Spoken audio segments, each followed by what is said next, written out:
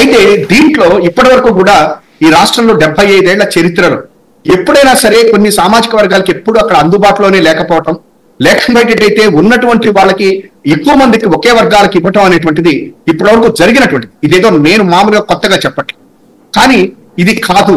ఇవాళ 80% ఉన్నటువంటి ఎస్సీలు, ఎస్టీలు, బీసీలు, మైనార్టీలకి రాజ్యాధికారం అంటే ఈ మంత్రి పదవులే రాజ్యాధికారం అంటే వేరే ఏం కాదు. ఒక ముఖ్యమంత్రి సీటే ఒక్కటి కాదు, అసలు కాదే కాదు.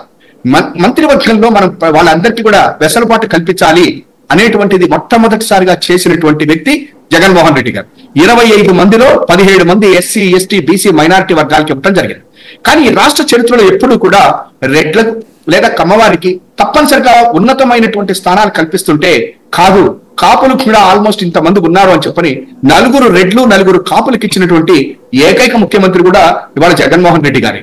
అయితే ఇప్పటి వరకు సామాజిక న్యాయం చేయాలి, సమాజంలో ఉన్న బీసీలకు అందరికీ కూడా సమానంగా సీట్లు ఇవ్వాలి అని చెప్పనని ఒక నినాదం కింద చేస్తే జగన్మోహన్ రెడ్డి గారు నాకు నినాదం కాదు నా విధానం అని చెప్పిన ఇవాళ సీట్ల డిక్లరేషన్ లో 200 సీట్లు అంటే 175 ప్లస్ 25 ఎంపీ సీట్లు, 100 సీట్లకి 100 హాఫ్ అంటే 100 సీట్లని ఈ యొక్క బీసీలకి, ఎస్సీలకి, ఎస్టీలకి చేసి ఇవాళ మొట్టమొదటిసారిగా 50% దాటిచ్చేసినటువంటి వ్యక్తి జగన్మోహన్ రెడ్డి గారు. అయితే ఇవాళ పార్లమెంటు సీట్ల వరకు మాట్లాడతారు. మొదట మనకి 25 పార్లమెంటు సీట్లు ఉంటే 20 పార్లమెంటు సీట్లలో 11 మంది బీసీలకు ఇచ్చినటువంటి చరిత్ర ఇవాళ మొట్టమొదటిసారిగా జగన్మోహన్ రెడ్డి గారు చేశారు. నేను ఇవాళ బీసీ బ్రదర్స్ సోదరులకు ఒక్కటే చెప్తున్నా, మీరు ఈ 11 మంది పార్లమెంటు సభ్యుల్ని కనుక గెలిపించుకోకపోతే మీకు ఎంత అన్యాయం జరుగుతుందో ఒక్కసారి ఆలోచించుకోండి.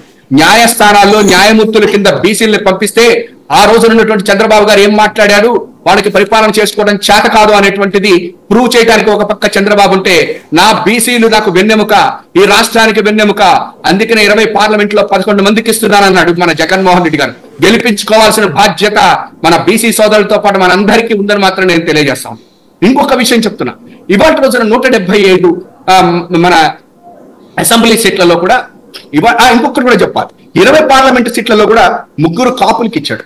3 కాపులు పార్లమెంట్ సభ్యులుగా పోటీ చేస్తున్నారు. అందులో ఇవాళ మా రోషయ్య గారు మా గుంటూరు నుంచి కూడా కాపు సామాజిక వర్గం నుంచి పోటీ చేస్తున్నటువంటిది కూడా మీకు తెలుసు. ఇక నెక్స్ట్ 175 ఎమ్మెల్యే సీట్లలో మనందరికీ తెలుసు బీసీలకి 59 మందికి ఇవాళ బీసీలకు ఇచ్చారు. అంతేకాదు దరిదాపుగా 25 మంది కాపులకు కూడా ఎమ్మెల్యే సీట్లు ఇచ్చారు. అసలు మమ్మల్ని పట్టించుకున్నటువంటి సామాజిక వర్గం అసలు బీసీలు 58 అవునండి 48 మంది మైనారిటీ 7. అవునండి అవునండి. ఇప్పుడు అసలు ఏ సామాజిక వర్గంలో కూడా చంద్రబాబు నాయుడు గారు ఇప్పటి వరకు కూడా బ్రాహ్మణులకి ఇచ్చేదే ఉందిలే, ఏదో కార్పొరేషన్ ఒకటి పెట్టాను అందులో కొంత ఇస్తే చాలే వీళ్ళకి సీట్లు ఎందుకంటే